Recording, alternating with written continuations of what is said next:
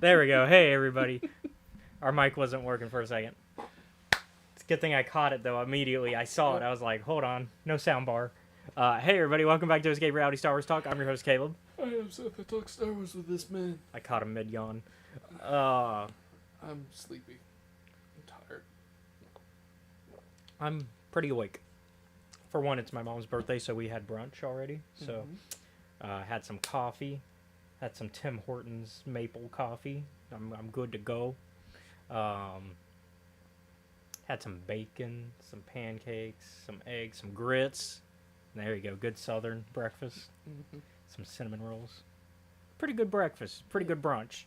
But yeah, normally we like to talk about what we've been up to this week. That's not Star Wars related before we get right into it. There's no news this week, so we're a little early, so we got time to just kind of chit-chat about whatever. I was telling you that I'm finally really close to beating Demon Souls. Mm-hmm. My Demon Souls run for the channel is almost over, y'all. If you go to the Patreon, you can watch the episode before it. But the next episode that's coming out, I finally beat King Alot. Yep. And so he can be a problem if you don't go in with the right stuff. And in the episode that's up right now on the Patreon, he is a problem.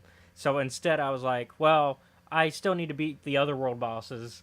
So because I still needed to beat the 3 and 4. I need 3 and because 4 and 5, I guess, because 3 doesn't exist. But you know what I mean. Mm-hmm. It's 3 and 4. 3 was actually really easy. 3 is so fucking easy. God, I'm trying. It's been a while. Remind me. It's the manta ray. Oh, yeah. Yeah, because it's a set piece fight. Yeah, no, it's such an easy fight. And it's like, that's your demon boss for the entire world? Mm-hmm. Stormbringer's swords. Yeah, Stormbringer. Pretty quick. Yeah, Stormbringer's not that... Well, he's so easy, because all I did was pull out my bow and arrow, and then I shot all of the babies first. And I just kept dodging. All I had to do was keep dodging, shooting them with the arrows. Killed all the babies, and then I killed him. Yep. It's such an easy fight. Oh, man. I was like... When I was doing it, I was like, there's no way this is the boss. And sure enough, like, I walked to the end of the area, and I'm like, there's nowhere else to go. So this must be the world boss. And this Demon Vanquish. And also, this is like the fourth, it's the fourth, because they're separated into 4 pieces. Mm-hmm. So I was like, well, this is section 4 of World 3. So this must be the end. Mm-hmm. And then, the one before King Alot gave me a little bit of trouble. The one for 4. Only a little bit of trouble. Only because I was trying to go for the trophy where you don't have to kill the guardian of her. Mm-hmm. Oh, yeah. Because there's a trophy for if you just go past her guardian and just deal with her. Mm-hmm. Which is, all you have to do is talk to her. She's super easy in that regard. You don't actually have to fight her. You just talk to her and go, hey, your time's up. And she's like, okay. Yeah, alright. She's like, take your demon souls. You horrible monster. I assume there's going to be a plot twist because I haven't gotten to the old one yet. Because I killed King Alot and he was like, alright, time for you to deal with the old one stuff. And I'm like, oh, what's that? That's not great. When you name something the old one, that's usually not good. You'll see. It's usually not good. That's some Cthulhu vibes.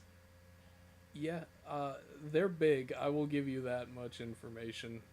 So do I have one more actual boss fight, really? Or is this more of a cutscene situation? I think it's best for you to go in blind.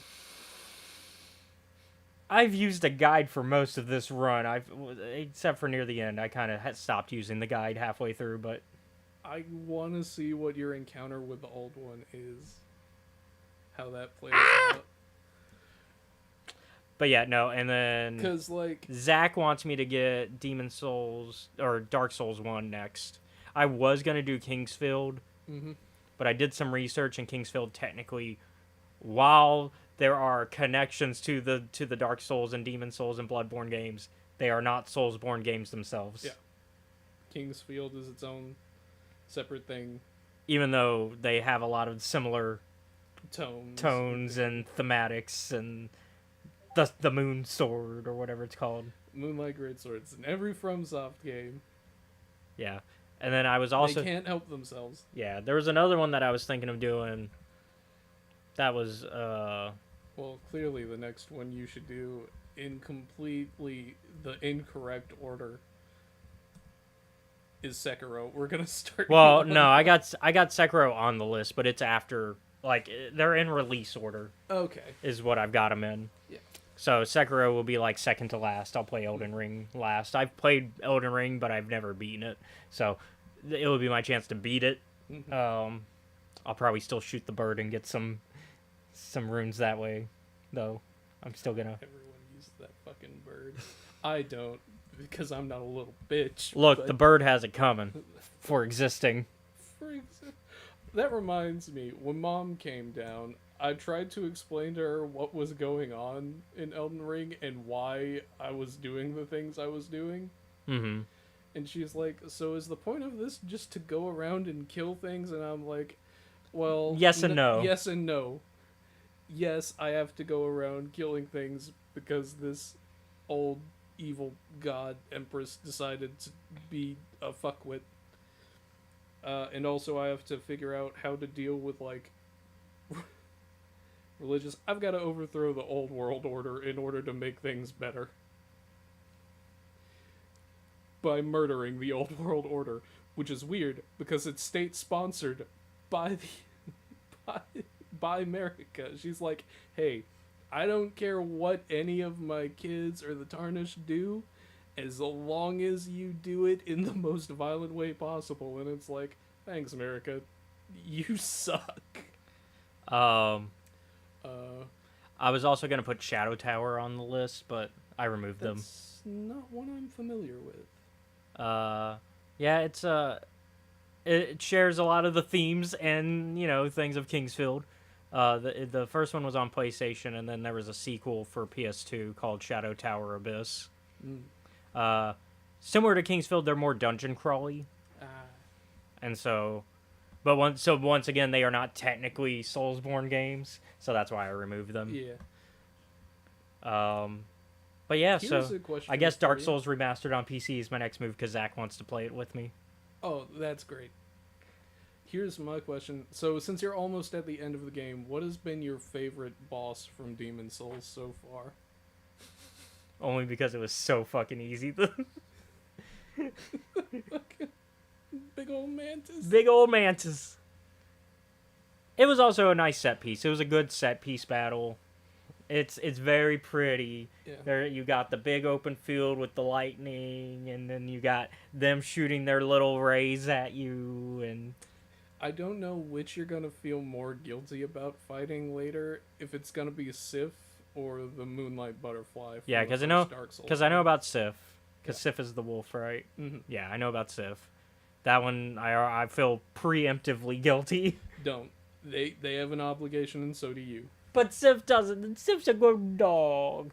Yeah, which is why, like, this is a case of because of how things work. Sif good dog. I'm also finishing Diablo soon. Diablo 1. How's that going? You met Satan down in the Not yet. basement of I'm about fucking to. I'm not like Niflheim. I'm like one floor. I'm like one floor away from them. So I have to finish killing. Tristram. Yeah, Tristram. Tristram, not Niflheim. Niflheim is a But different place. I removed Hellfire from the list because I was gonna play the DLC. Mm-hmm. But the problem with the expansion Hellfire is that you can't. You have to have started Hellfire from the beginning. You can't transfer your character to Hellfire. You have to play Hellfire from the start. Damn. So, yeah, I'm not playing the game all over again just to do that. So, I mean, it's for a new dungeon, essentially. That's about it. You just get a new dungeon. that most people don't even consider canon to Diablo anyways, because it wasn't the primary Blizzard studio making Hellfire. I see. So then, yeah, I guess Diablo 2 Resurrected is the next move, which will have all the expansions and DLC already. So I don't have to worry about this situation again. Because Diablos 2 and 3, there are versions with the DLC already included. We also defeated Dead Bride this week. Yeah, we defeated Dead Bride in First Ascendant. Yeah, us, Pixie and Zach. It only took us 5 more times. Yeah. I forgot that there was a fucking time limit on it. Yeah, there was a 10-minute time limit, and we hit that time limit, and we were just like... We were all confused. Yeah, because we were doing so good. We were like, all right, we're actually staying alive. We're doing some damage. We're almost... We've beaten her shields. Now we just got to kill her, and then we ran out of time.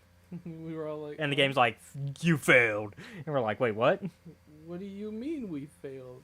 It's like, you can't kill this one giant. You gotta do it fast. Yeah, and we're like... And so... Alright. So the fact, but the fact that we knew we could stay alive was a good sign, yeah. Which we took that as a good sign. We were like, okay, we know we can stay alive for 10 minutes, which means we absolutely can stay alive long enough to kill her. Because if we can stay alive for 10 minutes, we can kill her. We just got to be doing better at DPS. Yep. And sure enough, like the next round or like within the next 2 rounds, we got her. Yeah. I was so proud of my team. God, it was such a chaotic mess, but we managed to pull it off. We were so proud of each other. It was a good moment. Games like... That's why, like, while Soulsborne games can be so angering, it's the when you do it, when you pull it off, that makes it so worth it. And it's the same thing with First Ascendant. It's not a hard game in reality, but there are hard fights. But when you pull it off, you're like, hell yeah. Yeah. It makes you feel good. You get the what's the word? Endorphins? The endorphins, yeah, thank you. You get the endorphins of excitement, and you're just like, hell yeah, we did this. And you just feel good. And then you feel good for about 10 more minutes, and then you're like, oh shit, now I gotta fight this guy. What happened? As usual, I show up late to the boss fight in Dungeon Crawl, but don't worry, I know where you guys are from the trail you guys leave behind you.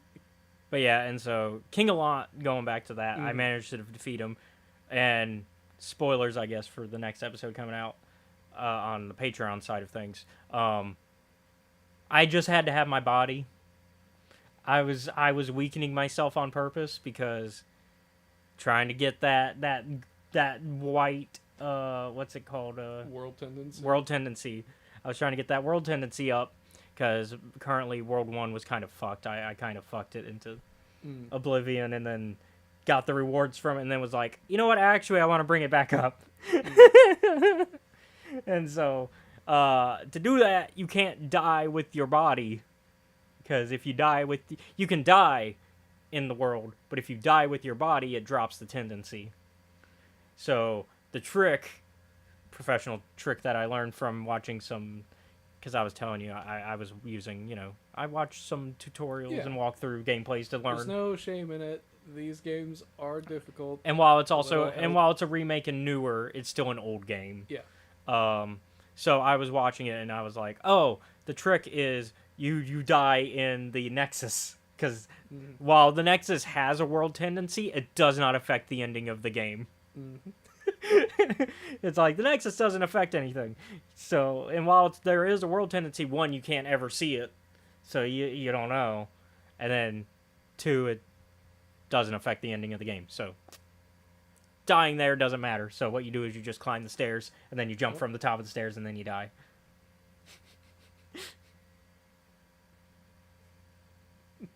But me going in with my full body was an accident, because I went in because I had killed those 2 bosses. Yeah. And then I was like, all right, time for me to go deal with King Alot now that I've finished those 2 worlds.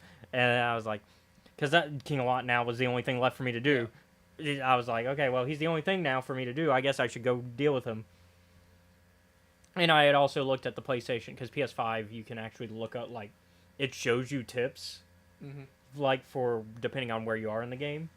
And so it actually showed the tips for King Alon. It was like whenever he does his little soul thing, you want to roll backwards and not left or right.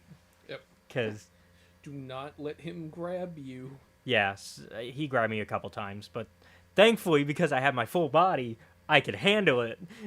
It's just when I was going half health, it was a one shot, one kill move.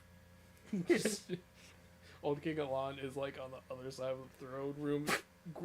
Well, so him sprinting wasn't a big deal. It's when he does the blue soul thing, which he doesn't do from the other side. He has to still be near you. Yeah, like him just coming directly at you and being like, and now, Shang Tsung, give me that shit. Yeah, so when he did that, at first it was a one shot, one kill thing. But because I went in with my full body this time, I was like, I was still being very careful because I was like, I don't want to lose my world tendency once I realized. I was already on the elevator when I realized. I was like, oh shit. Oh well, I'm going in with my body. Better figure it out this time. Yeah, and so so before I got into the fight, I quickly looked at the tips, which were roll back whenever he does his little soul drain, and then the other two were when he's doing his little tornado. That's when you should hit him because he's weakest then. So you run into the tornado, hit him, because then it also stops the tornado effect, which it stops him from setting it off. So then it doesn't matter.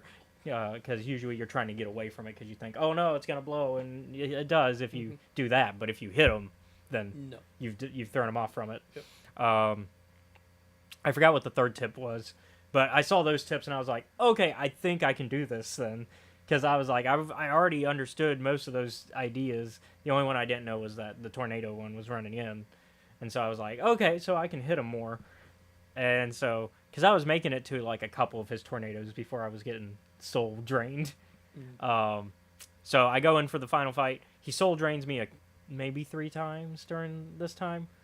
All right. But I was healing myself in between, so we were good because soul drain basically just managed to get me to half health, and so I had a bunch of leaves and just mashing leaves into your mouth. Well, I was just using the strongest leaves I've got, so it would just take me back to full in one. Alonso here, you mother.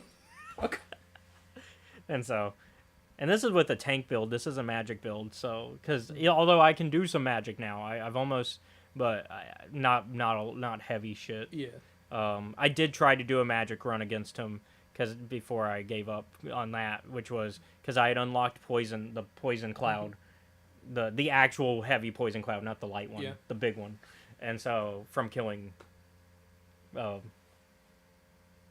think it was when I kill her and for the maiden. I think that's where I get the poison cloud from, is her soul. I just remember that a lot of people feel bad if they have to like. Yeah, because she's When that happens, like when you go and get her soul. Yeah. I definitely want to do a run where I don't kill the guy, but I'll probably do a magic build run to make things easier the next time I run it, so that way I can just kind of get some of those a little bit easier. Yeah. I also need to go back to World 1 and go through the mausoleum now because I got the key. Because he died. I didn't get to save him. Damn.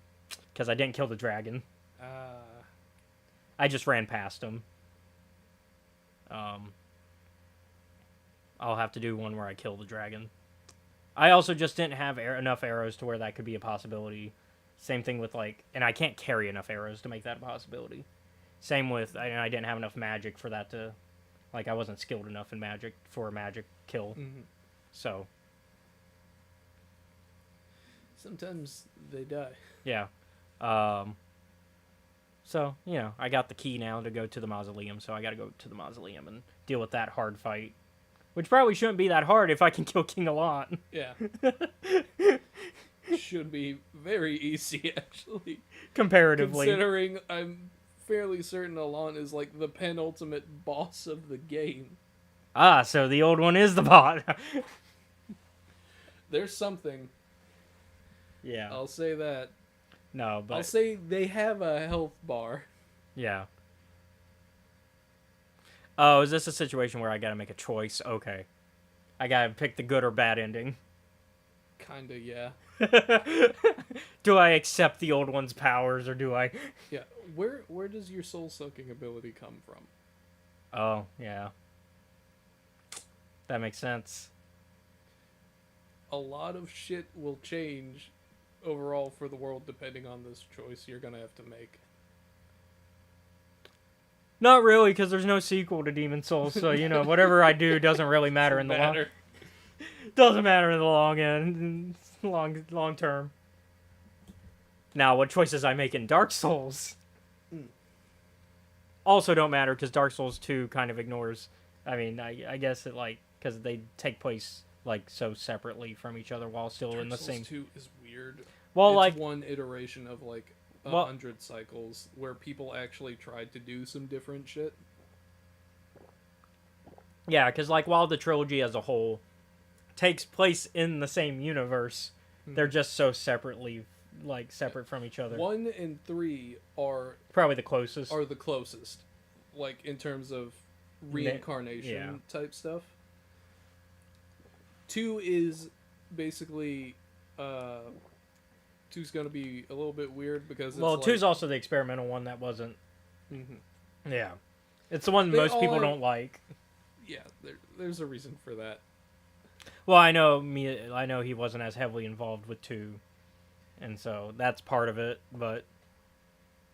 Also, story's a little bit different. Not quite linking the fire. That is implied that you can do that, but that's not what you're going to be worrying about. Yeah. But... Meanwhile, Bloodborne is also a bit different.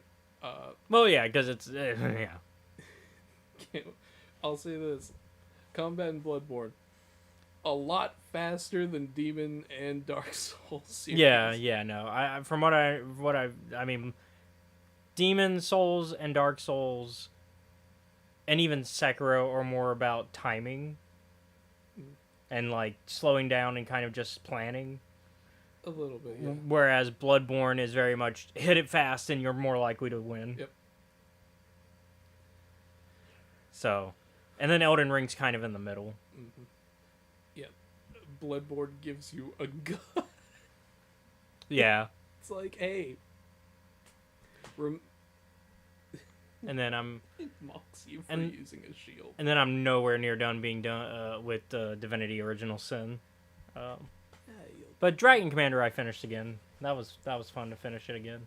Alright.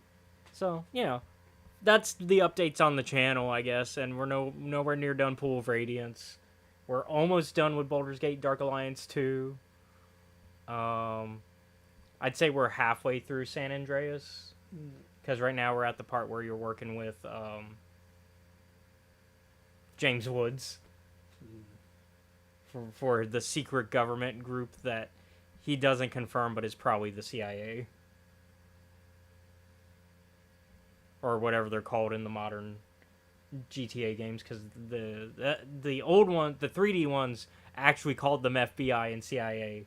But then the new ones, starting with 4, they switched it to the FIB and the whatever they call the CIA and the HD universe, because technically they're 2 different universes. Because there are technically 3 different timelines in the GTA universe. You got the top-down, which is 1 and 2. Advanced is not part of... I guess. Even though Advanced is not part of the top-down universe, even though it is a top-down GTA game, it's part of the 3D universe, as is Liberty City Stories, Vice City Stories, Vice City, San Andreas, and 3. So, you know, the big 3. And then the HD universe is the start with 4, which includes Chinatown Wars as well.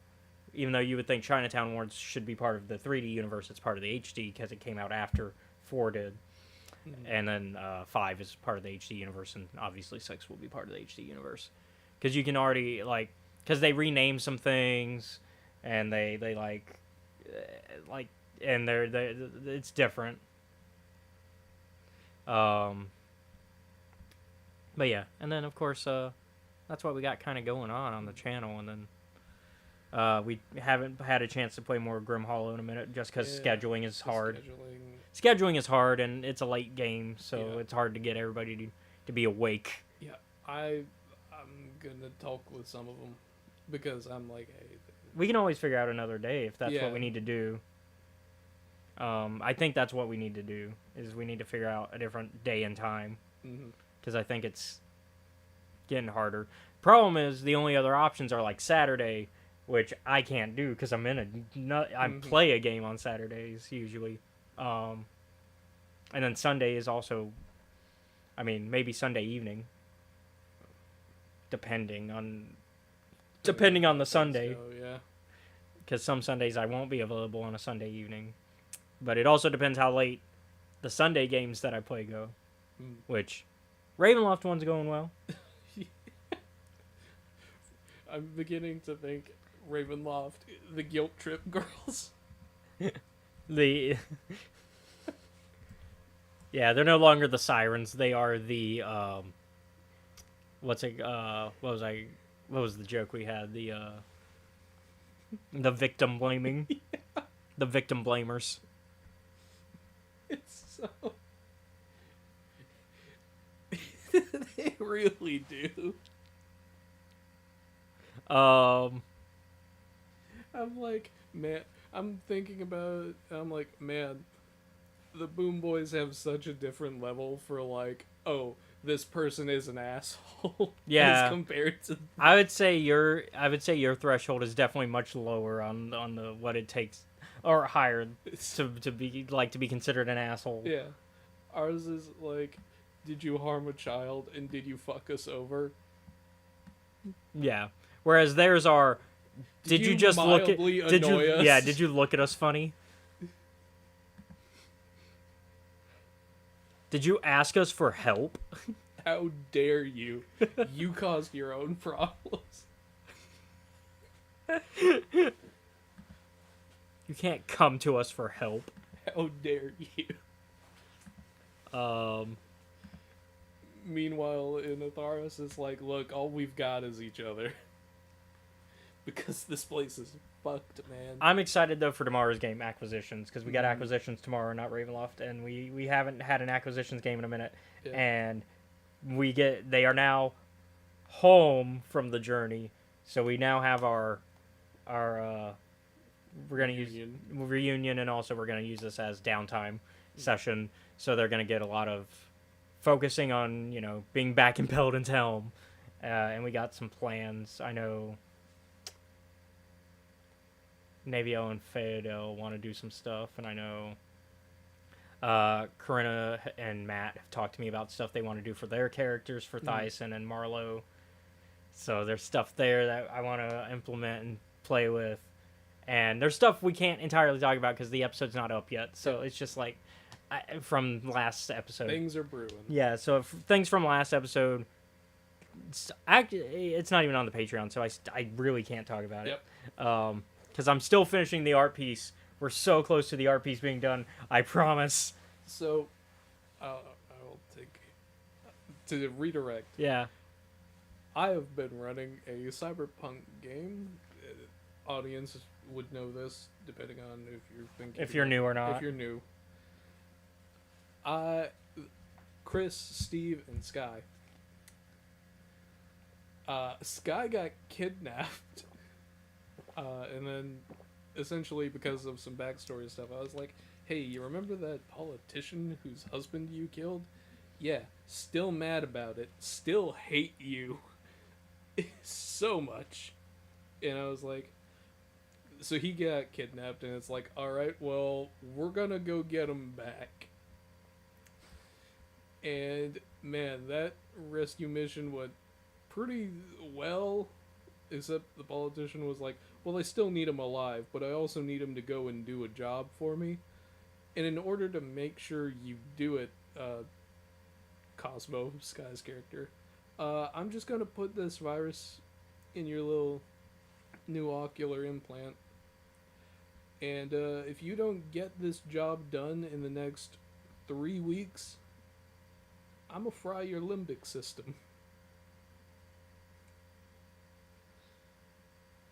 Anyhow, bye. And she just left. Meanwhile, the rest of this mansion is just being destroyed by the rest of the crew.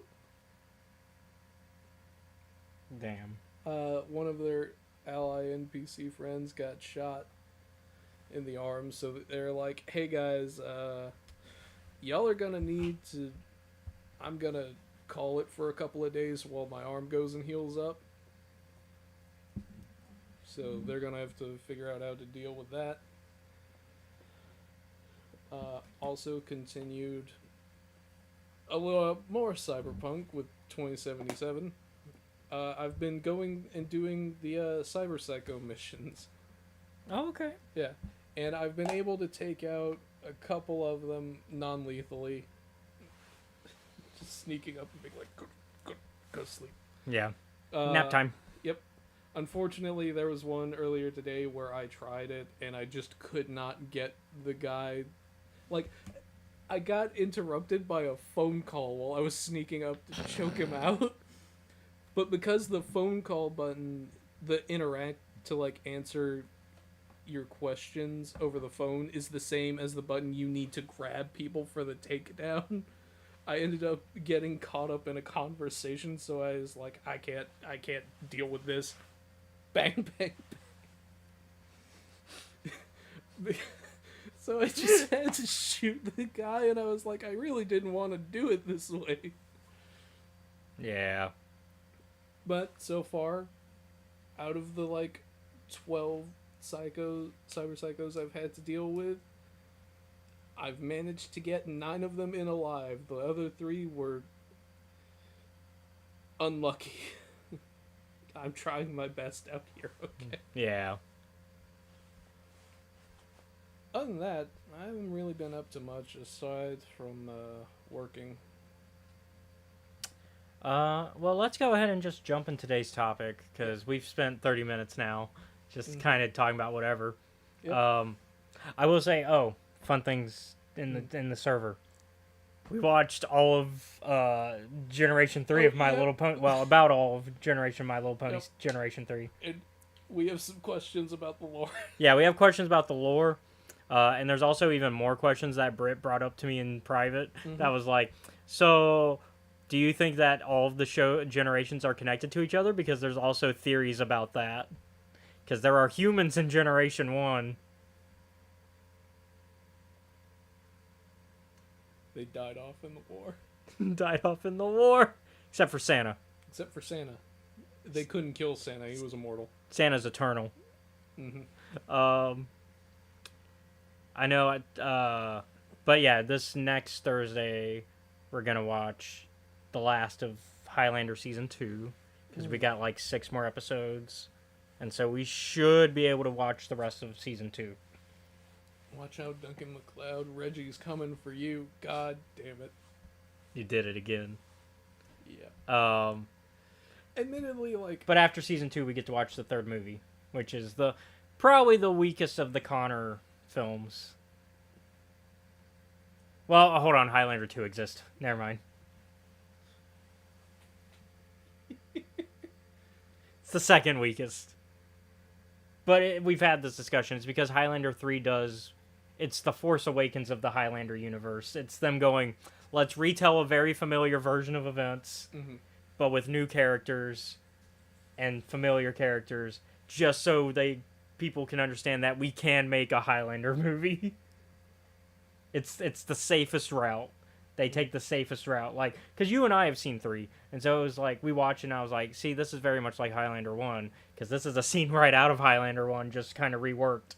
Like, they even have the prostitute scene. They've got so villain hooks up with the prostitute. They've got the classic shit talking on holy ground. They've got villain kidnaps a loved one. Yeah, and takes them on a wild ride. Takes them on a takes them on a specifically has them going playing chicken in the car.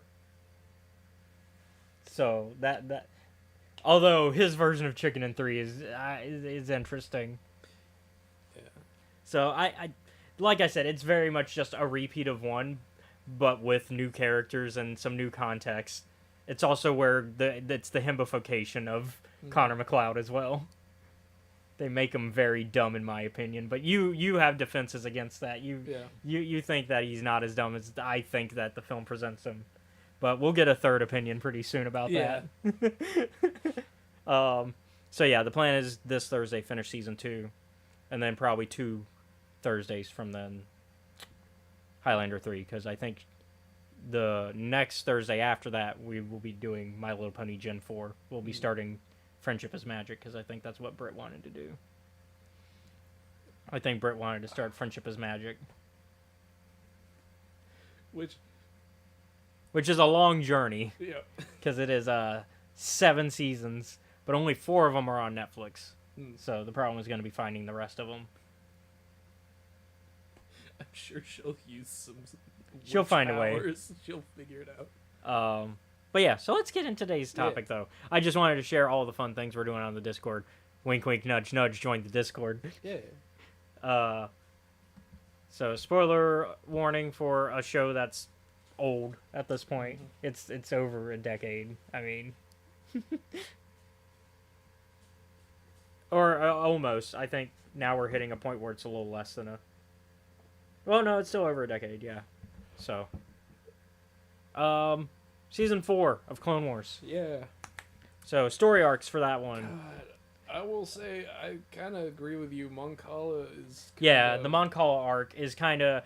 I appreciate it still. I like it. I like what they do with Admiral Akbar. I like the introduction of the new king, Prince Lichar, who has more character development in the comics later. When we get in some of the canon comics, we get some more Prince Lichar as a king, King Lichar. Yeah. I like the introduction of Akbar as a captain and seeing like we get a little bit more character development with him. I like the Gungan aspect. I like Rift Ham as a villain. Yeah, like there are things to appreciate about it, but it's definitely a weak start to the season. Yeah, it starts with former Prince Char has been murdered. I'm like, all right. Cool. Yeah, the former king. Yeah. Why are we here? Because things are very. They're like, there's some tension because the Quarren also live on Mon Cala, so it's the Quarren versus the Mon Calamari versus the Shark people. I forget their race name. Yeah. With Rift Ham, kind of acting as like a overthrower who's he's kind of the one in charge of the coup, and leader of the Separatist side. And the Separatists and the Republic are also there because they want to take advantage of the situation and try to. I mean, it's obvious. It's like, oh, new king situation, power vacuum. Oh, guess now's the time to start war stuff. Yep. Which makes sense. It's just it's a little slow in the first 2 episodes, and I'd say 3 it really picks up what it's doing for that arc. But by then it's the last episode of the arc. Yeah. Yeah, I've got the official episode guide comes with the collection that I got for it. So it's like we got the Water War, which is the first episode. Republic forces must protect the Mon Calamari prince from the Quarren during their civil war. Then we get the Gungan attack. The Jedi are almost overrun by Quarren and Separatist forces until the unlikely aid of the Gungans arrive on Mon Calamari.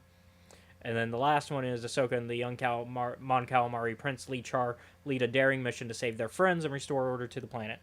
And I do like Lichar taking leader. I do like his arc. I like his arc of I have to be a leader, and so this is what I have to do, and I have to be able to protect my own people.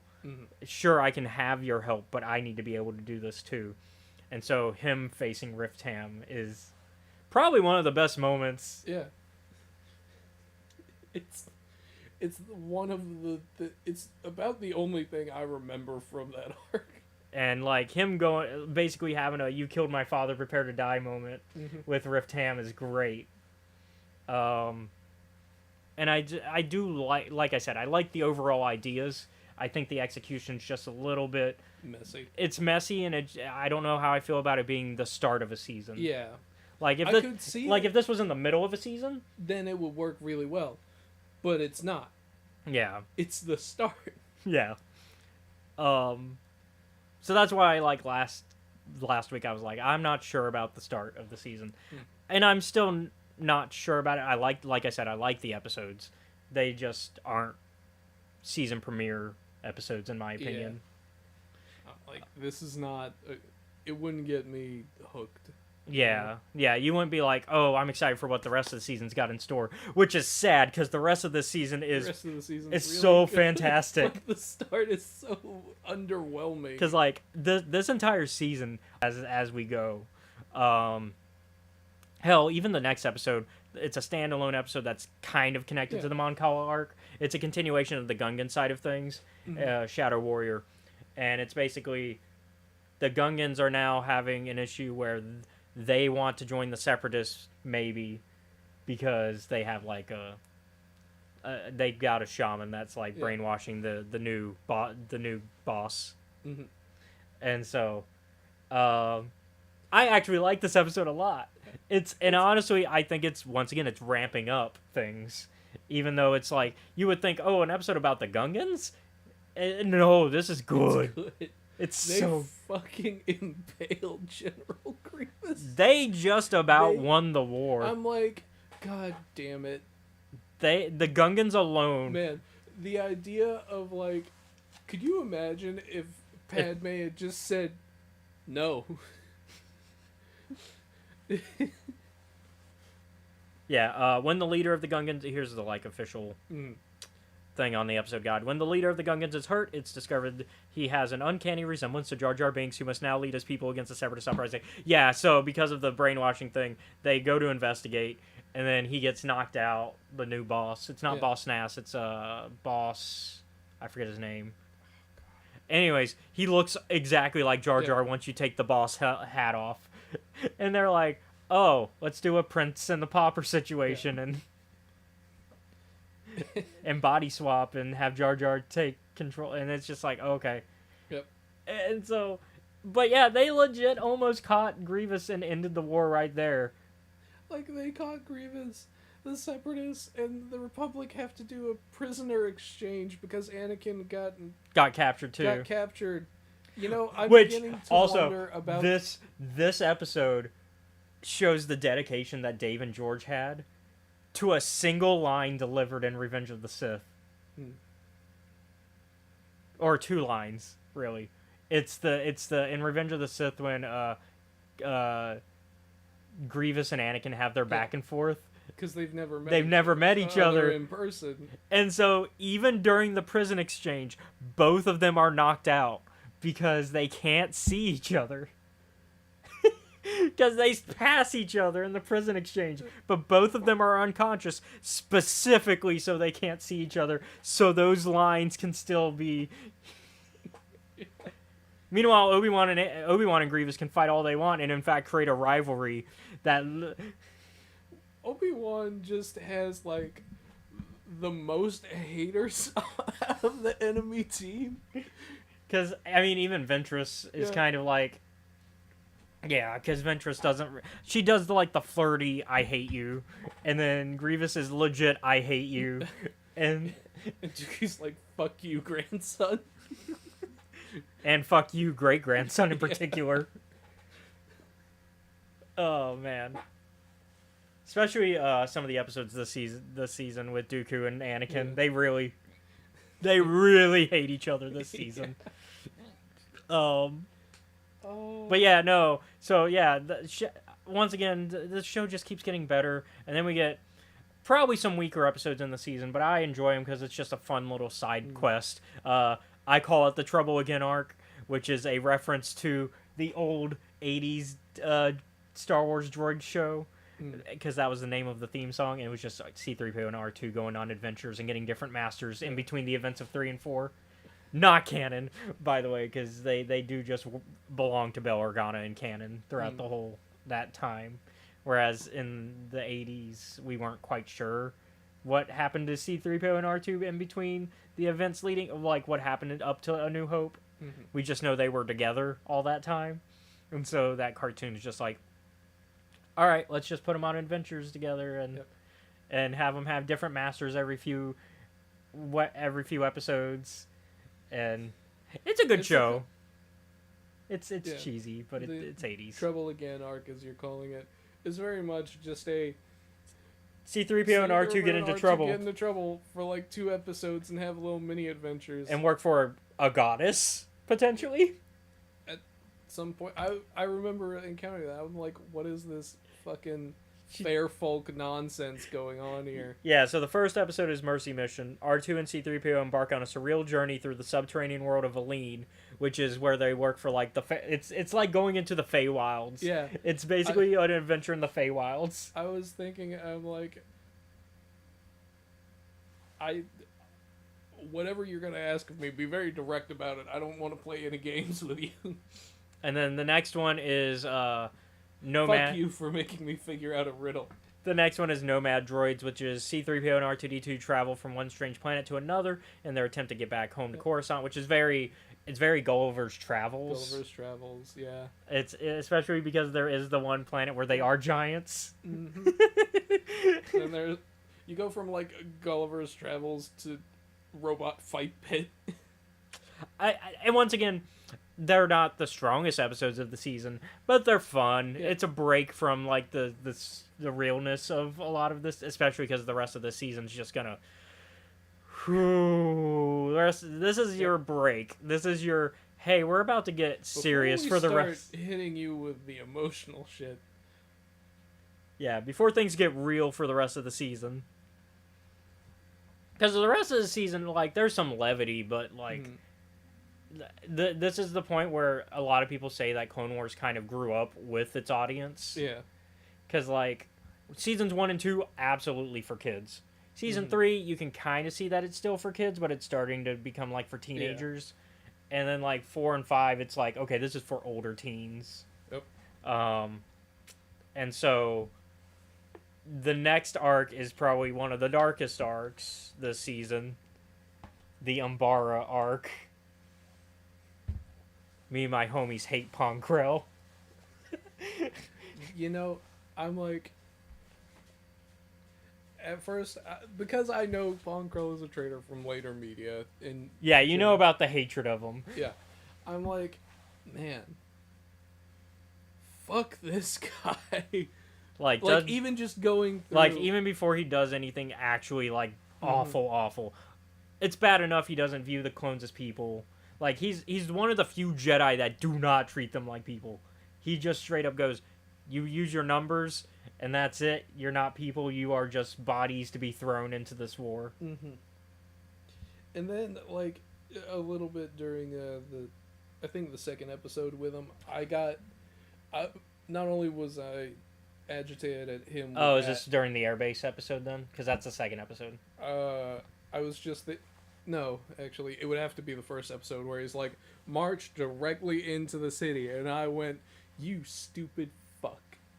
Well, it's because he doesn't. It's because he doesn't care about the lives of the clones. I'm like, yeah, I know that. That's like his main reason why. Yeah, but I'm thinking about this like purely from a logistical standpoint. I'm like, so you think that they wouldn't have the main fucking gate guarded and wired with traps and shit? I don't know if you've seen this fucking forest you're in, you big dumb...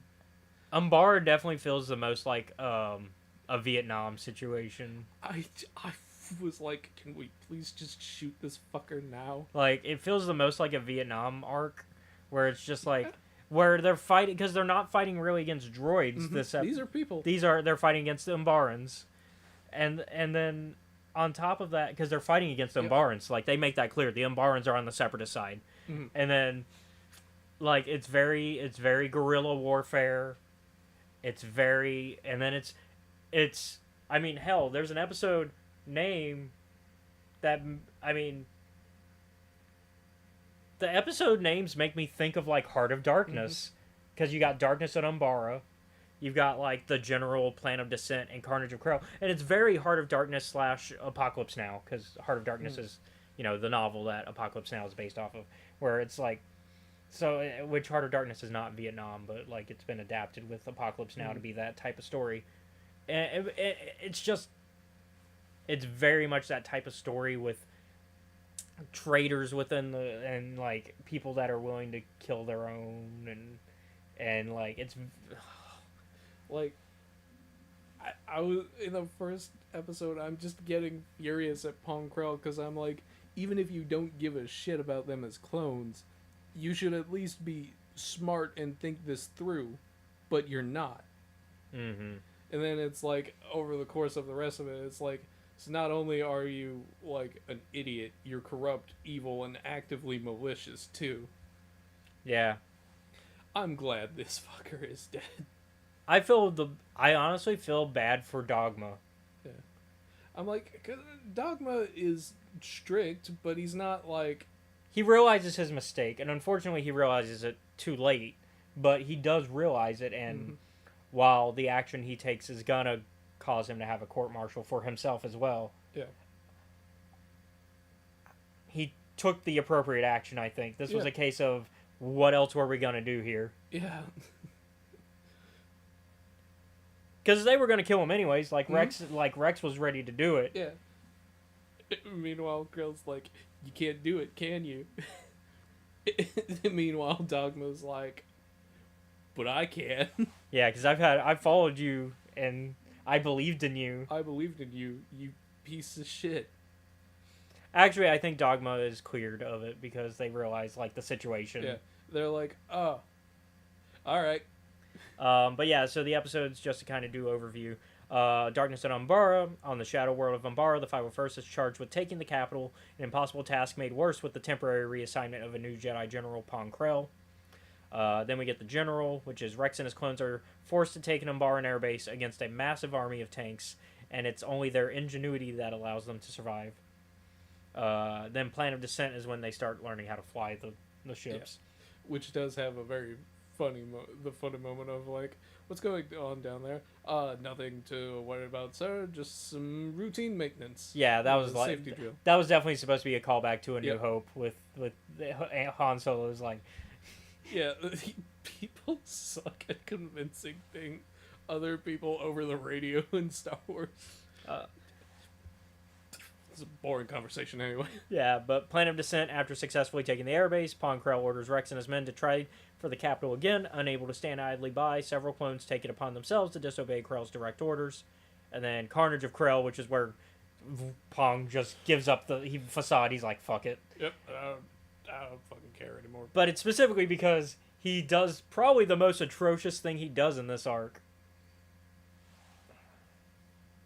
When some of his men are faced with execution, Rex has to make a hard choice to either side with his bloodthirsty general or his honorable troops. And that's the episode where, honestly, the worst thing Pong Krell does, which is have the clones kill each other. Mm-hmm. Where he convinces them that they're Umbarans that are disguised. Yeah. Fucking bastard. Yeah. So, like, which I think might be the worst thing he does this arc.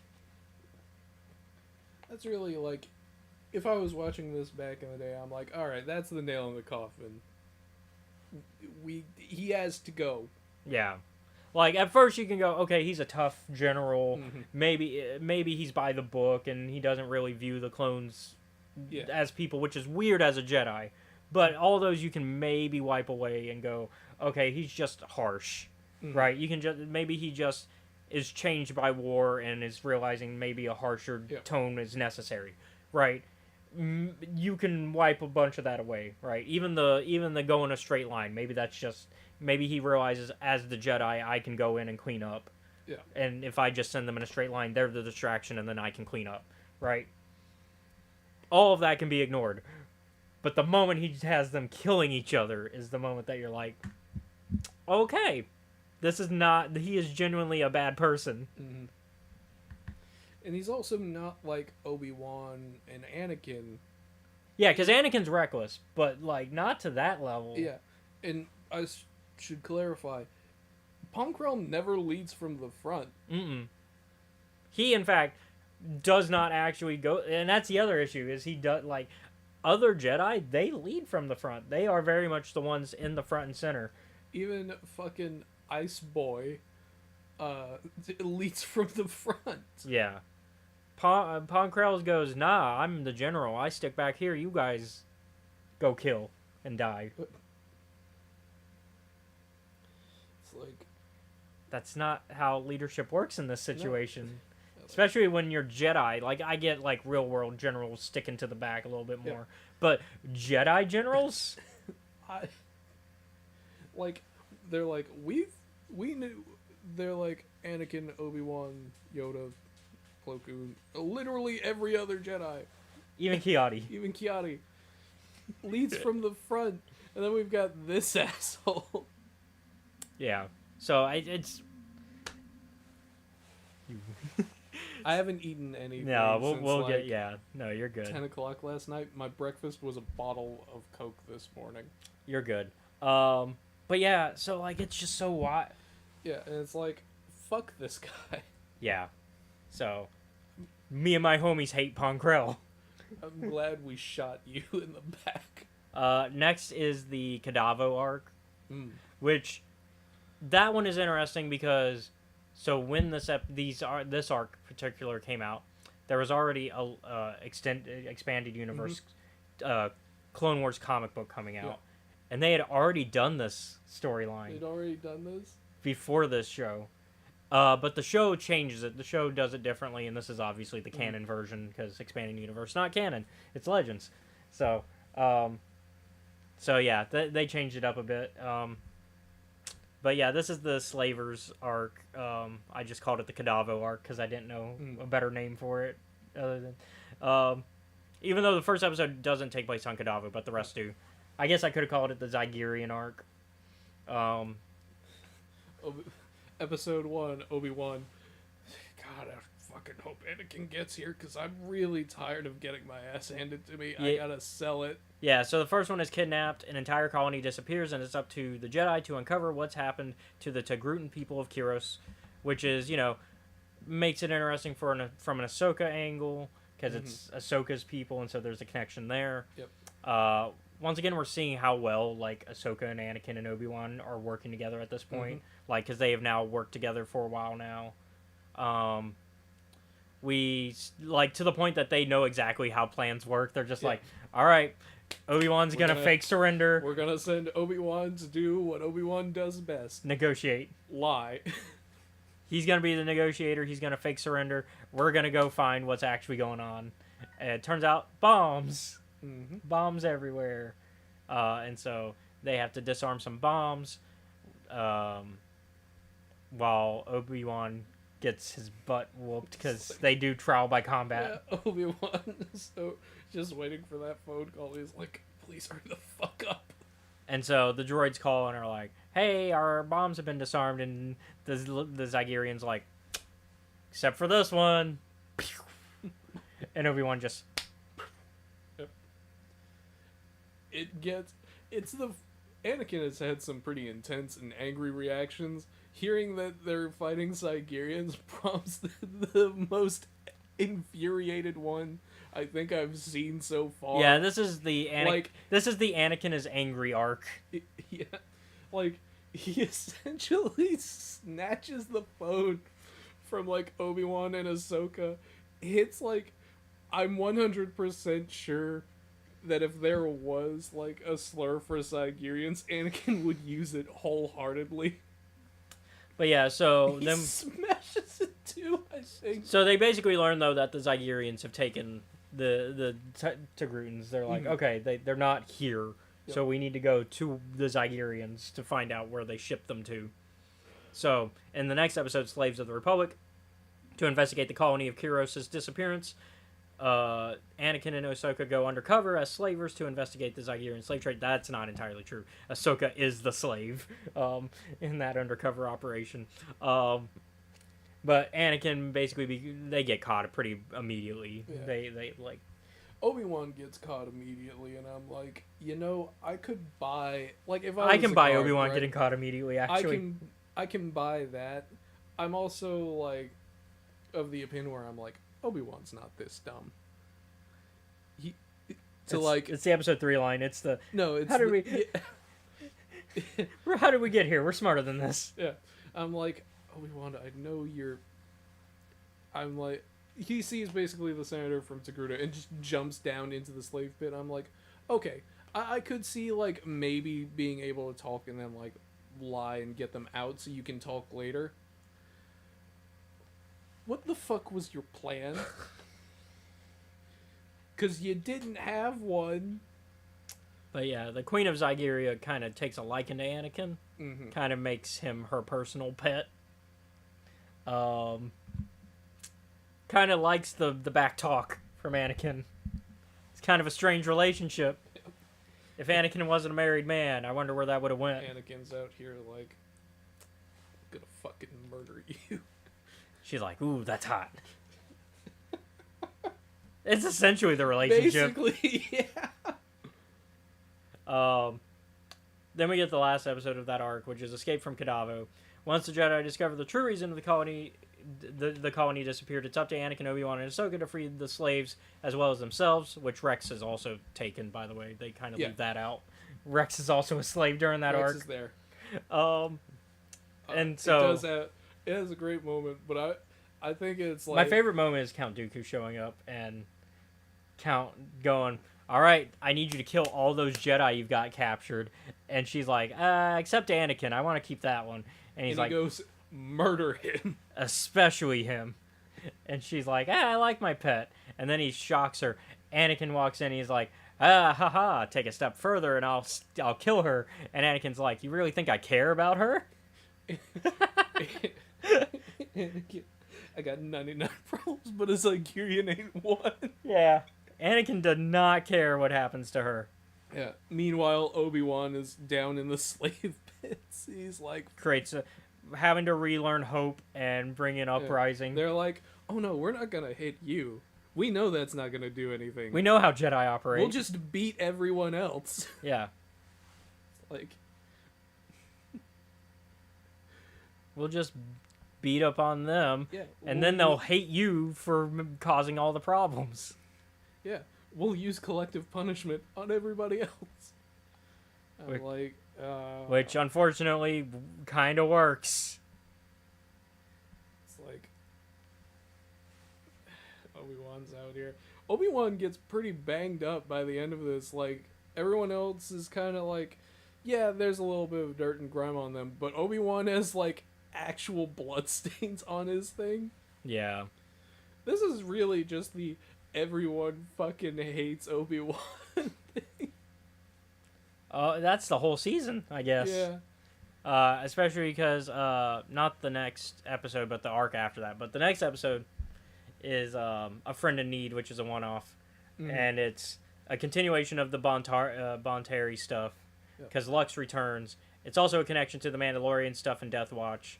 Because last time we left off, Death Watch were also not happy with Dooku. Mm-hmm. And so Lux is like, hey, I'll work with you guys to get revenge on Dooku because we both hate him because he killed my mom and he fucked you guys up. Yep. This is also the introduction of Bo-Katan, mm-hmm. who does something really inappropriate this episode. Oh, yeah. Especially considering how old Ahsoka is. And Bo-Katan is an adult still. She's like in her 20s at least still. Like her early 20s, but still. Because she is young, but she's like still an adult. Yeah. Oh, yeah, this is where that comes from. Yeah, so the episode description, A Friend in Need. In the desperation to avenge his mother's death, Lux Bonteri seeks out a group that opposes the Separatists and Count Dooku. With Ahsoka's help, Lux realizes that he's in way over his head, as this group is the brutal Mandalorian faction known as Death Watch. And so, yeah, they, Bo-Katan slaps Ahsoka's ass. Yep. Because Lux and Ahsoka claim that like they're together, they're dating. Yeah, and I'm like, well, all right, sure. I mean, we already kind of got like flirty vibes from them, but like young flirt, like nothing serious for like. But then Bo-Katan comes in and is like, you know how to pick 'em. She's like, Jesus Christ, woman, that is a child.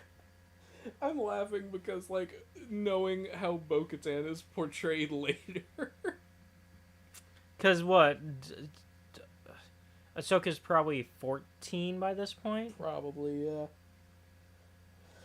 Like, Jesus Christ, that's a child. You don't go smacking children's asses like that. Like, you don't think about it at first, but then, like, yeah, and then you realize, oh, wait a minute. this is not, Sorry, I was too caught up on the fact where I'm like, You were Lux, this might not be the best plan, but if you don't want to turn to the Republic or get involved with, like, the nice Mandalorians sounds really bad. but, like, just Mandalorian. Just Mandalorians. I guess if you're going to use someone to kill Dooku, this is probably the best bet you've got. The problem is they are bad people as well. The problem is they're and you people. probably should have figured that out based off their name, buddy. Yep. They're called Death Watch. They're not called Happy Tree Friend Watch. I'm like, he's mad. Yeah. He's upset. Yeah. He's not thinking right. Yeah. Well, he thought enough of, like, I had a plan to get past the droids and to give them the coordinates for Dooku. You just didn't think about the alliance. The fact that they were shitty people.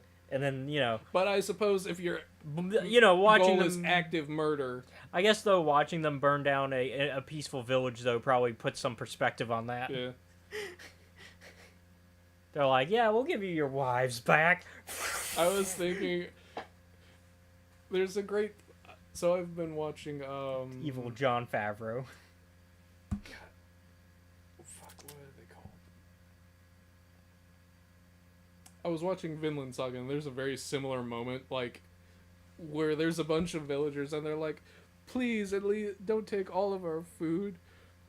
We'll still need that for the winter. And, like, the replacement father figure for the protagonist goes, oh, you ain't gonna ever have to worry about eating again. I'm like, this is one of those situations. It's the nuclear option. Like, they're like, oh yeah, we'll give your people back. And I'm like, alive, right? Alive, right? Right? And unharmed, relatively speaking. And they're like, yeah, we'll give them back. I'm like, fuck, it's gonna be one of those. I mean, we know how Pre Vizsla is. Yeah. He has not shown us a good bone in his body. Yeah. There is no Pre Vizsla is a good guy. Nope. Yeah, it really makes me wonder why Bo-Katan drank that Kool-Aid, but she was probably groomed into it because Pre Vizsla is a bit older. But yeah, so they eventually Ahsoka is able to be like, hey, you see the murdering people? It's about, like, after they've started burning things, it looks like, you know what, maybe this was a bad idea. Meanwhile, R2's got a droid rebellion starting in between, because the Death Watcher are also shitty to droids. Yep. And so R2's like, alright, time for a droid rebellion. They're like, hey, repair these droids so we can use them for target practice later. R2 goes in there, they're like, please fix us, we want to fuck these guys up. R2's like, oh yeah, we're gonna do target practice, but it's not gonna be on us. Like, what is it with the winter ice and snow planet episodes being both some of the best in Star Wars, but also the most just fucked? But next up, we get the Obi-Wan undercover arc. Mm-hmm. Where, like... So in Deception, Obi-Wan goes undercover as a bounty hunter to find out who's behind a plot to assassinate the Chancellor. Fakes his own death. They don't tell Anakin. I think it's obvious why. It is obvious why. Because Anakin gets upset. He's like, why didn't you tell me? I would have kept this. No, because you would have told Palpatine. That's the reality, is he would have told Palpatine. Mm-hmm. That's why they didn't tell him. Like, obviously, it's like, why didn't you tell... Oh, right. Because I was thinking... Because even Palpatine doesn't know the plan. Yeah, I was thinking about that, and I was like, why would that be a bad thing for Palpatine to know? Like, apart from him being, Sidious. Yeah. Like, why in the Jedi's mind would it be bad for Palpatine to know? Because it's an internal plan. Like, it's, for one. And then I was like, oh, wait, because then if he knows, then there will be times when he thinks he actually isn't in danger, and that'll fuck up the plan. Yeah, because even then you could go, oh, I'm not really in danger. I'll just stand right here and allow somebody to shoot me. Yeah. And it was also like, oh, right, they don't know that he's, like, the biggest problem they've ever had. Well, even taking that out, like, going from the Jedi's perspective, it's like, one, we got to make sure you don't act like you're not in danger, because we still need them to think that you think you are. Yeah. and then 2, we don't know who's gonna pull what triggers because while yeah we got an inside guy, we don't know what their plan really is. Mm-hmm. Then there's So yeah, so that episode, and so that's them capturing him, and he goes to prison, and so they have to do a prison break episode for that one, and it ends with them escaping the prison with Cad Bane and nope. Cad Bane, Moralo Evol, that's what I said, Cad Bane. And Obi-Wan. That's it. Yeah, I didn't finish. Yeah, you said no after I said Cad Bane. No, Moralo Evol stays in prison this entire I didn't even time. finish what I was gonna say. Yeah. Yeah, But Boba Fett's in the episode. Mhm. We get a Boba Fett and Boss cameo as they're in the prison. yeah, I was thinking about like later episodes where it's like, how the fuck did you get? Oh, never. The prison mind. break. It's during that big prison ride. You guys used it to escape too. Yeah. And so then the next episode is Friends and Enemies, where they're on the run. An undercover Obi-Wan teams up with Cad Bane as they run from one system to the next from their pursuers, Anakin Skywalker and Ahsoka Tano, which is the part where people are like, well, why didn't you tell them? Because then they wouldn't have given chase, because he would have told Palpatine. Because, yes, we know not telling him causes this, but telling him makes another problem. Either way, there's a problem. It's a matter of which problem would you prefer to have from Anakin. And I think the Anakin being mad and chasing after Obi-Wan is probably the better option. Yeah. Especially because Obi-Wan does turn out to be able to handle it and be like, no, get off my back. I'm actually alive, you idiot. But yeah, and so they go to they're on Now Hutta for that one, and for most of it anyways. And then Cad Bane just being salty for no reason. Cad Bane's like, I don't trust this guy. I have no reason not to, but I don't. Cad Bane, what's your professional opinion on Rico Ardeen? Fuck him. I hate him. Any particular reason? No. It's the Drake and it's the same level as Drake and oh, why did I just forget his name? You know who I'm talking about. From what? Rapping. What? Rapping.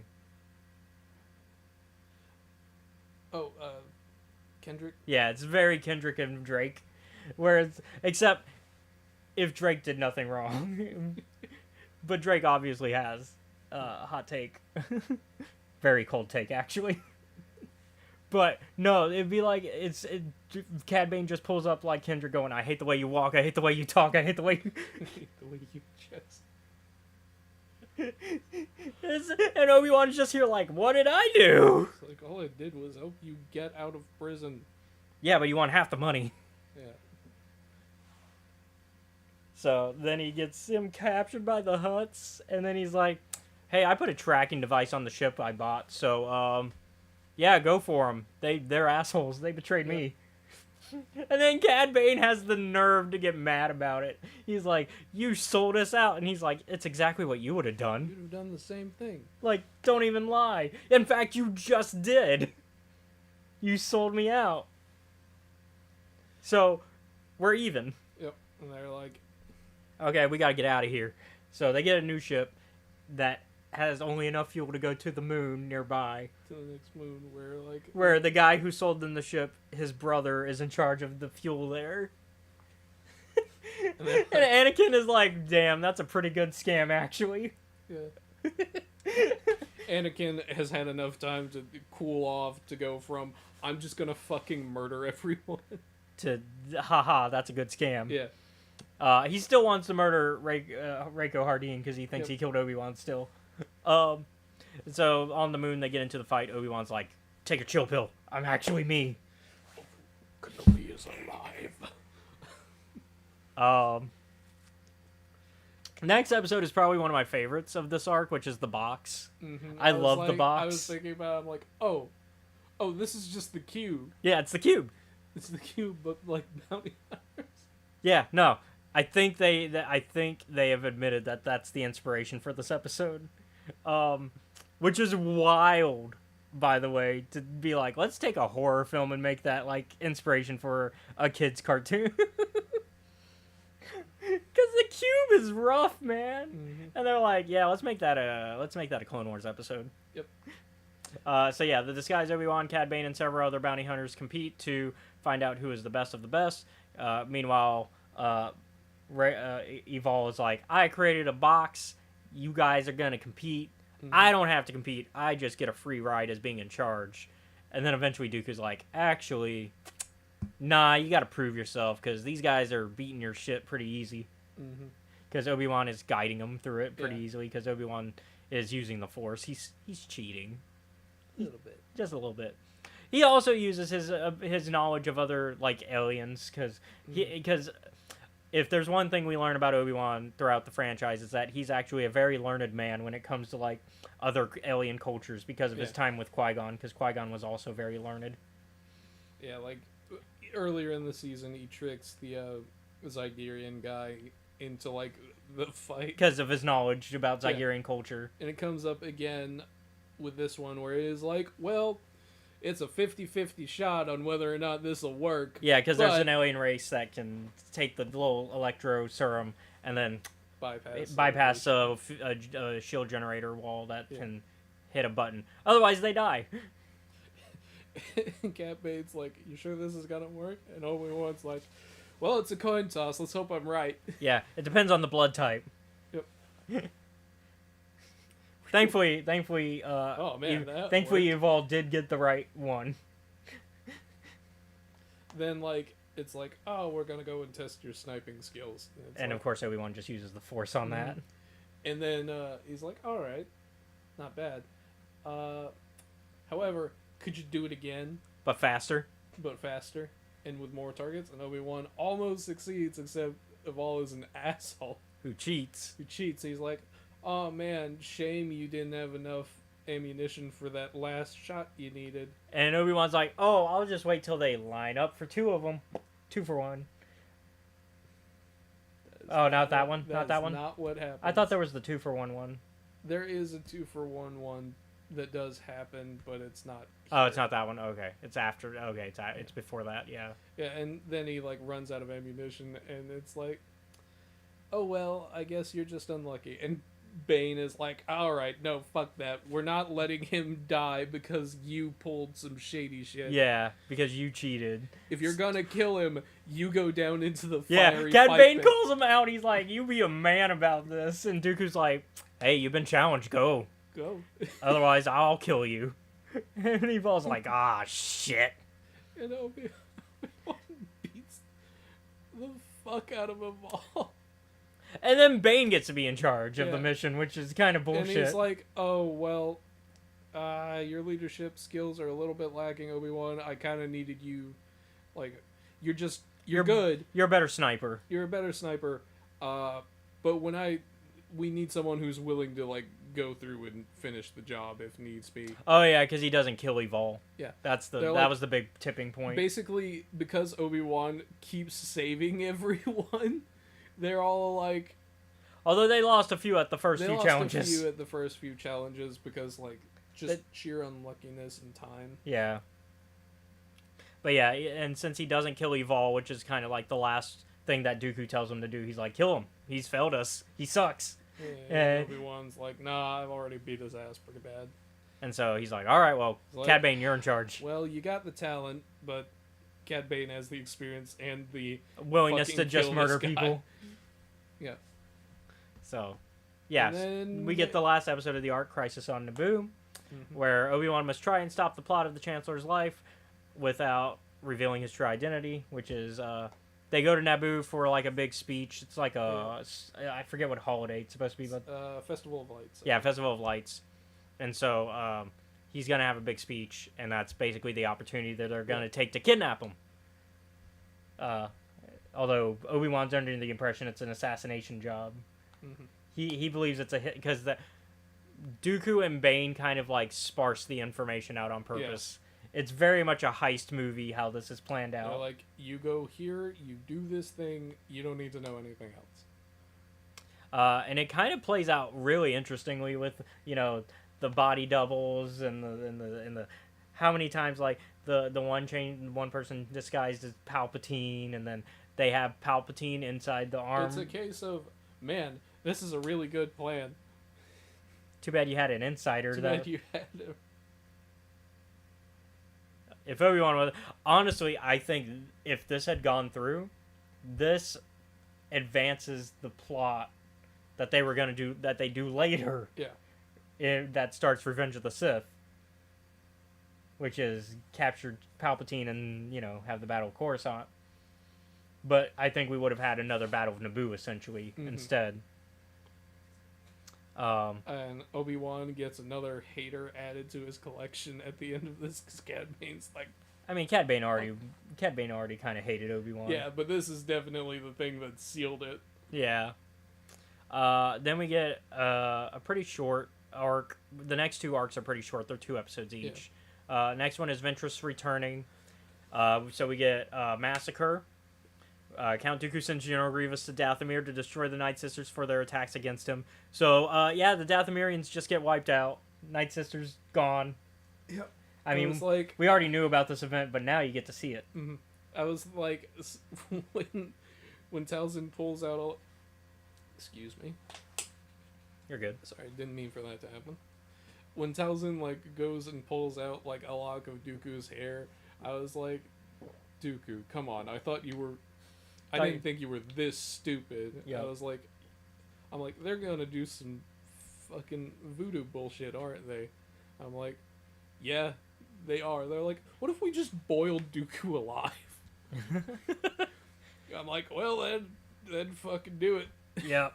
But yeah, so, I mean, we knew about this event.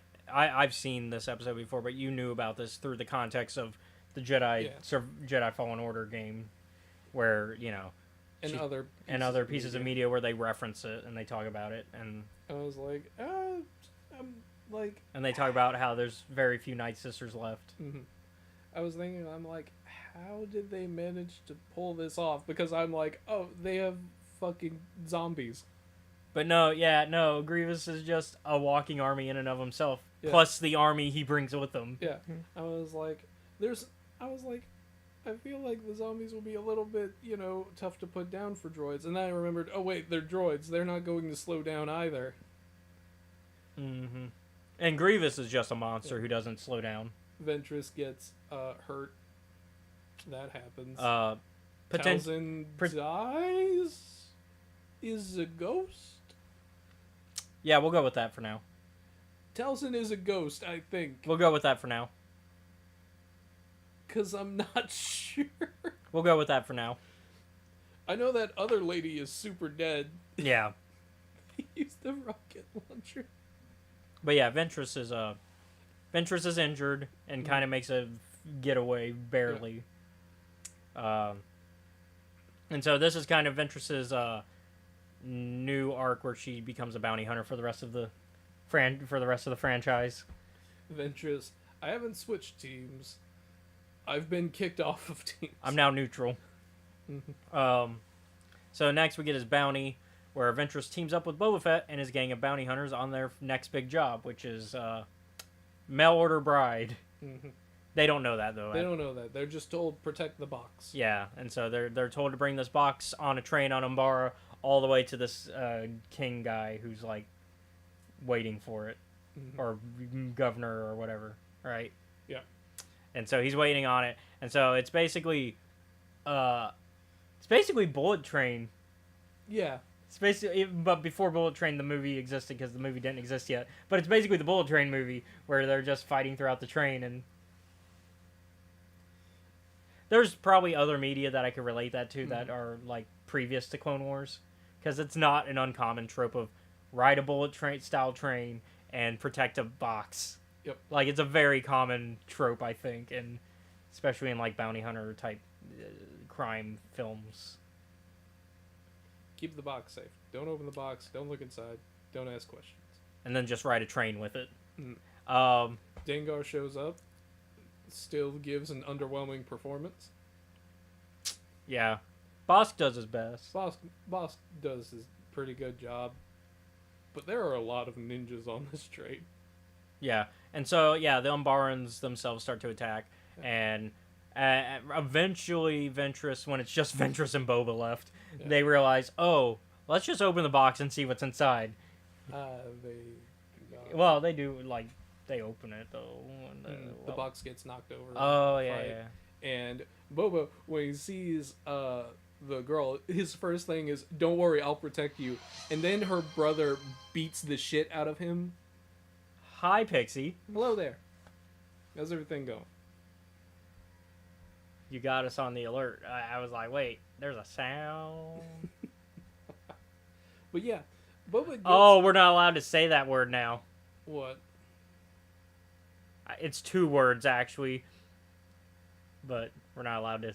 She used the in real life word ban on us. Yeah, for Twitch. So one of the rewards that you can use points on Twitch for our channel is you can do an in real life word ban. So we can't say those words now. Oh. Well, shit. Yeah. Well, how long is this gonna last? I don't have a timer on it, but we'll do 5 minutes. 5 minutes? Alright. Yeah. I think we can manage 5 Well, minutes. Yeah. So, yeah, Boba gets knocked the fuck out by her brother. And then Ventress shows up. They have their little scuffle. Okay, I do have it for 5 minutes in the thing. Okay, I put it for 5 anyways, so we're good. And then the situation is explained, and Ventress is like... Once, like, she's detained the brother, the situation is explained. She's like, well... And then she goes and she wakes Boba up, and then explains the situation. He's like, but the money, though. And she's like, but this is about the principle, not the money. He's like... And I care about the principle of getting paid for this job I was hired to do. So she just and he's like, you don't know who you're messing with. And she force chokes him and is like, you don't know who you're messing with. I'm like, Ventress, that's... Like, I know he's being a bit of a shit right now, but that is a child you are choking to death. And so she tosses him around and ties him up and puts him in the box. Yep. And gives him to the king, governor, whatever he is. It's like, here you go, here's your box, there's a prize inside. Oh, but give me the money first. But give me the money. And so they pay her and she leaves.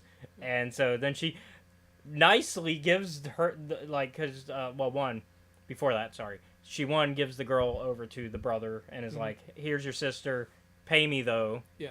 And I'll make sure you get... still a ransom. I'll make sure you get where you're going safe in exchange of that money. So it's not just a ransom. It's I am protecting you. It is not that. She does not offer that service. I thought because they said, how can we guarantee you won't betray us again? How can we guarantee you won't betray us again? You don't. Oh. Okay. She does not offer to help them. She just sells her back. Okay. Which does not... I guess I misunderstood because of how things are worded in that moment. For me, it's like, that's the... I'm a scumbag, but you can trust me to, like, not fuck you over immediately. Yeah. That's the, like, anytime there's a situation like this, that in fiction where it's like, you don't have a reason to trust me. And I'm like, okay, for me, that's enough to be convinced. Anyway, she returns to the other bounty hunters and actually gives them their cut of the initial payment, which is funny because she was talking about when it was like, you and I can get paid by ourselves. So it's kind of funny that she's like, actually, I'll pay everybody their share. Yeah, and she's like, also make sure Boba gets his too. And they're like, where's he? And she's like, oh, he'll show up eventually. Don't worry about it. Oh man, I like the bounty hunter episodes for Ventress. Yeah, they're fun. So the last 2 episodes of this season are the Maul's return arc. Mm-hmm. So the first one is Brothers, which is Savage Press continues his quest to find his missing brother Darth Maul. So he goes to Savage goes through a lot of lengths to find Darth Maul, including just going to different pirates and being like, where's this? Because he's got like a medallion that Talzin gives him to like figure out where. to find Maul. And oh, I still haven't fixed that stupid Moobot. Mm. I just wanted to show the little pew pew pew pew. Actually, that one's the boo. So that one's the little party boo. The little boo hamster with the party hat. Mm. Oh well. But yeah, so so eventually it goes to Raxus Prime, the junk world, and he gets tricked a lot in this. poor Clancy Brown, Mr. Krabs, Kurgan getting tricked by a snake. That goes, I know where your brother is. A really amusing thing that does happen during this arc is when Yoda and Obi-Wan are like, Savage. That's in the Revenge episode, the next episode, right? Yeah, no. It is very funny, and I'll explain. Yeah, no, go ahead. So in the next episode, when they're like, you can feel that he's back, right? Like there's a disturbance. Yeah. You should go check it out. Yeah, because Maul. So to give context, Savage does bring Maul back, and I think they get his legs fixed in that episode, because he's got the spider legs. Like when he finds them, and he's kind of gone mad because of his hatred of Kenobi after the events of Phantom Menace. And so Savage brings him to the Night Sisters, who's left of the Night Sisters. The ghost of Mother Talzin. Yeah, to fix him, and so they give him his legs. Okay, timer's up. We are good on the banned word. We can now say Star Wars again. But yeah, they fix his legs by giving him actual robot legs. They use the parts of the spider legs to make his actual prosthetics. They use magic to do it. Yeah, they use the they use magic to reform the spider legs. Anyways, yes. So and now Maul's like, all right, time to get revenge on Obi-Wan, and Savage is like, okay, and he's like, and you're my apprentice. I'm the Sith Lord now. All right. Because he learns that the Clone Wars started, and Maul's like, the plan is already in motion. Without me. Well, this makes me angry. Guess I'll become the new Sith Lord, and I'll break the rule of 2 by starting my own rule of 2. Yep. Anyways, now that's the context. Sorry, Obi-Wan and Yoda. So, when like Savage is still out looking for Maul, because I got the order messed up. Oh yeah. They use the exact same fucking scene from when Savage first shows up. Yeah, it's essentially the same. Yeah. I mean, same dialogue positioning and everything, same fucking room. Except, yeah, it's just they add the hologram of Maul, I think. Yeah, that's it. That's the only thing they changed. Like, the dialogue is slightly changed just so it's, Maul related. Yeah, so it's Maul related. No, because when Savage first shows up, they're like, Obi-Wan's like, oh, I killed him myself. And he uses the same fucking sentence. You know what? We're gonna at some point we're gonna do a side by side of those scenes. Not here, but we'll not here, not today. Maybe in a couple weeks when we talk season 5, we'll do it. We'll come back and that will be one of the things we do. But it is very amusing to see that.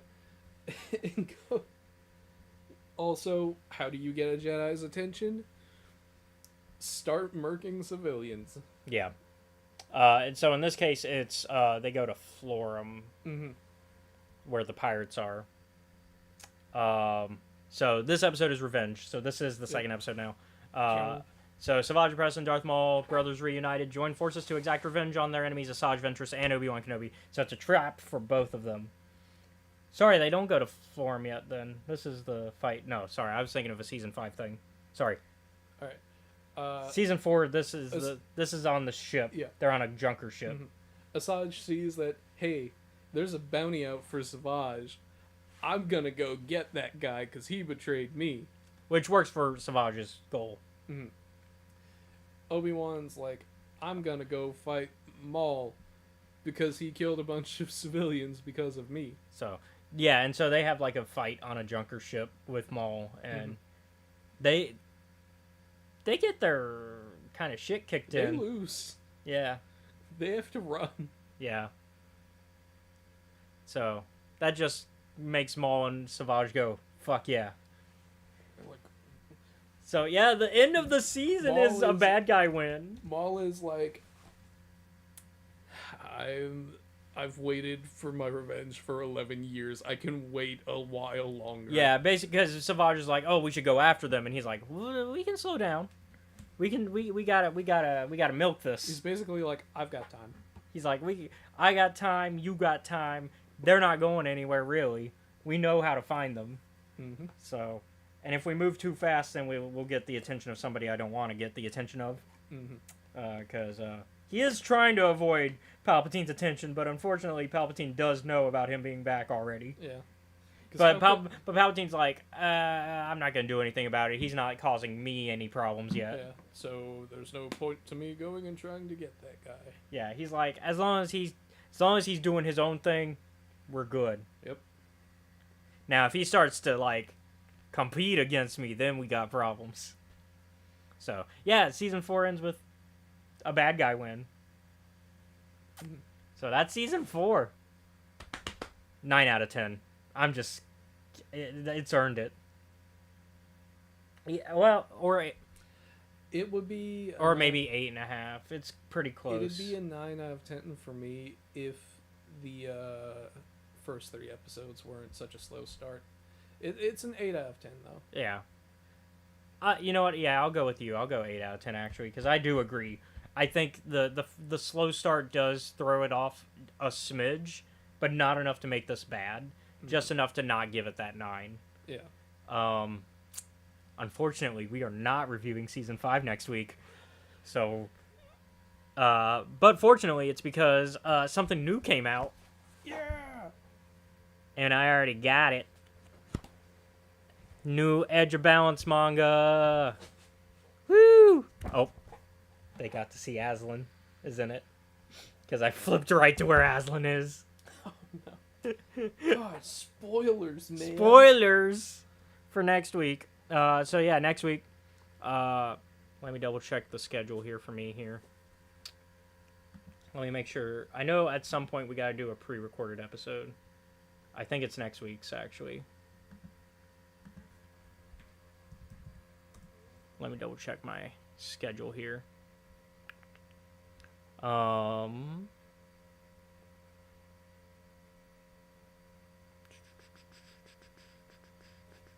Yeah, so next week, yeah, it's not gonna be a stream. We're just gonna, it's not even gonna stream. It's just gonna go straight to YouTube. That's how we do the pre-recorded episodes. So next week, it's just gonna go right to YouTube at 9 in the morning.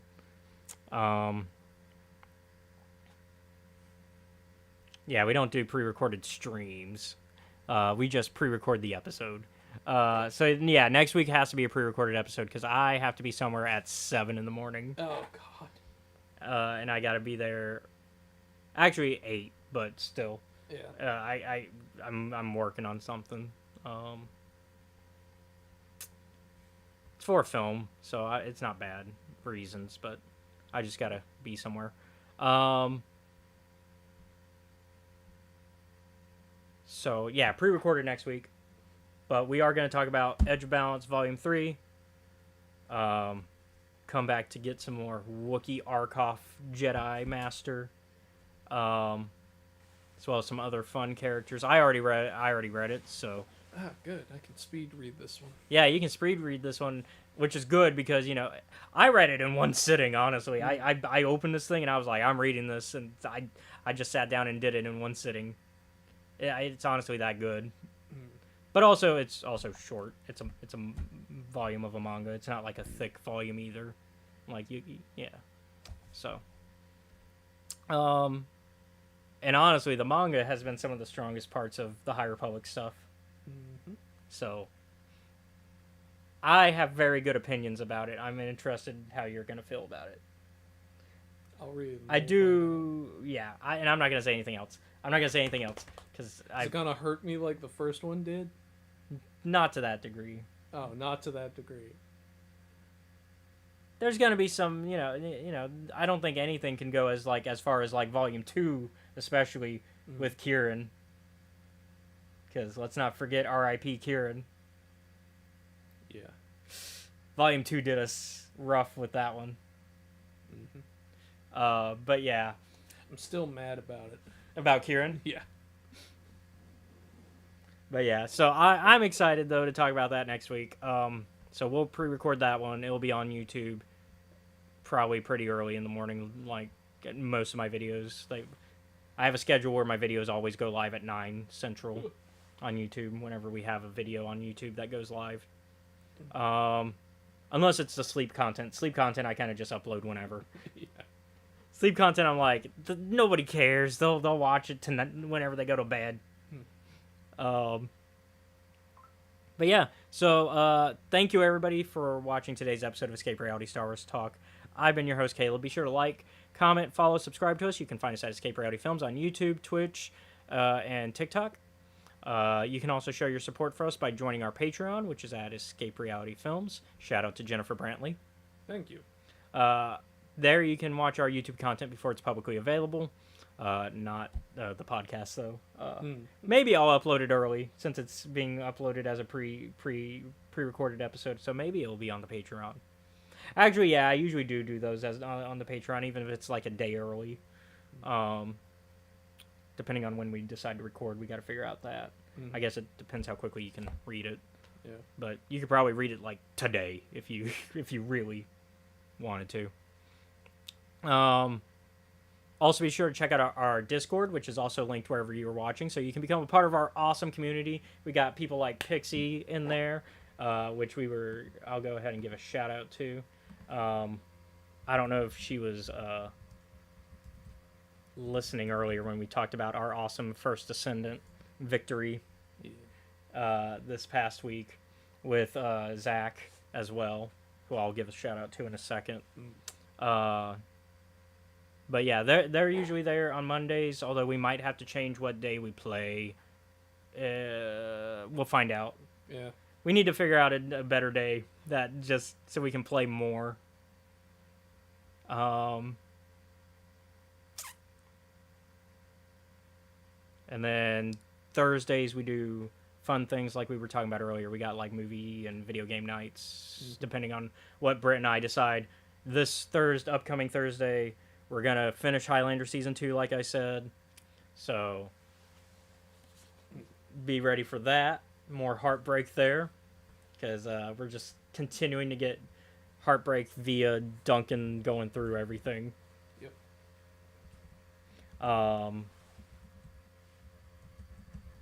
Let's see. When can I got a minute left. Also, you can find us... Well, you can find me specifically on Twitter at Escape Reality. You can't find me nowhere. Yeah, you can find me at Escape Reality 94 on Twitter and on Facebook, Instagram, and Threads at Caleb.Lockwood. Go ahead and give us a shout out to our friends that do D&D. Yeah. So every Sunday from 5 to 7 Central Standard Time, you can catch some friends of ours over on YouTube at the Steam_Dungeon at Trials of Nebu. Boy, oh boy, they are having a time. While they've defeated some members of the Siren's Call have responded with, "You ever dealt with 3 water elementals at once? Bet you haven't." So Yeah. they're struggling with that. Sounds exciting. I do want to talk about like the games that our friends play. So Pixie is a variety streamer. Does Fortnite lately, which I got to play with her yesterday. And that was fun. The new season started with Marvel stuff. She also, I believe, finished Thank Goodness You're Here, which is a fun little indie game that's kind of a little goofy, fun thing.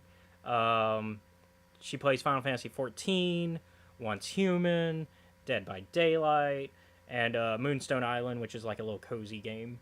So a lot of different things to check out there. You can also check out our friend Prozac Pulse.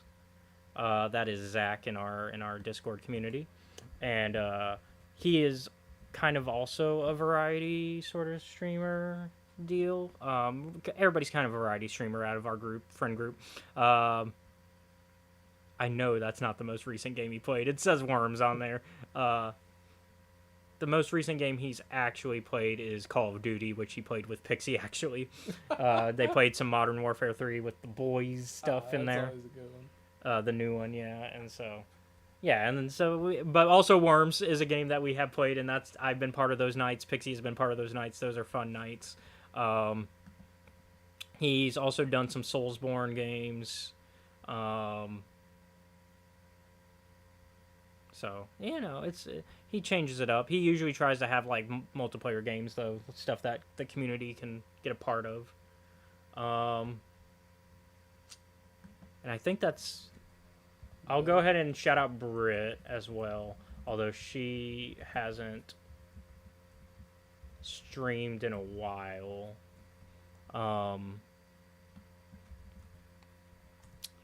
But she is also a variety streamer. Goes by dragons _ fire. She has played some First Ascendant, which she plays with our friend Steph on there. She does some Overwatch 2. She does some reacting to TikToks and YouTube videos as well. So kind of good mix of things. She's done some Fallout New Vegas as well.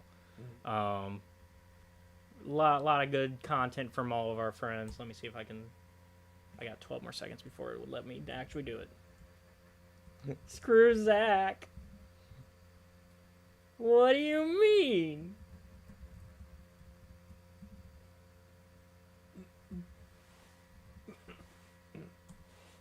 There we go. There's Brits. But yeah, so a bunch of wonderful people to follow. We're all there, and especially once again, reminder about the D&D. It's got YouTube, Trials of Naboo, Steam Dungeon, Steam _ Dungeon on YouTube. Yeah, 5 to 7 Central Standard. Yeah. So all these wonderful people. I can. Oh man, no. Okay. But yeah. So once again, next. Thank you all for watching. Join us next week as we get to go back to the High Republic with The Edge of Balance Volume 3. I've spoken.